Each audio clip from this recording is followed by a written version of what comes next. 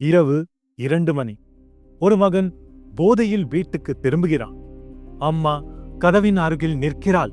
ஆனால் இந்த முறை அவள் கோபத்தில் இல்லை, பயத்தில் இருக்கிறாள். அந்த பயம் என்னவென்றால், தன் மகன் முழுமையாக தன்னை அழித்துக் கொள்ளக் கூடாதென்பது. டாக்டர்ஸ் ரீஹாபிலிட்டேஷன் செய்து வருகின்றனர். அரசு அவேர்னஸ் கேம்பெயின்ஸ் நடத்தி வருகிறது. என்ஜிஓஸ் கவுன்சிலிங் வழங்கி வருகின்றன. முழு நாட்டிலும் அடிக்ஷனுக்கு எதிராக ஒரு போராட்டமே நடைபெற்று வருகிறது. சமீபத்தில் சென்னை என்சிவி தமிழ்நாட்டில் 717 கிலோ காஞ்சாவை பறிமுதல் செய்தது. அதன் மதிப்பு சுமார் 3.5 கோடி ரூபாய் என கூறப்பட்டது. இந்த பிரச்சனையை புரிந்து கொண்டு சத்கர்த்தார் தொடங்கியுள்ளது அடிக்ஷன் கில்லர்.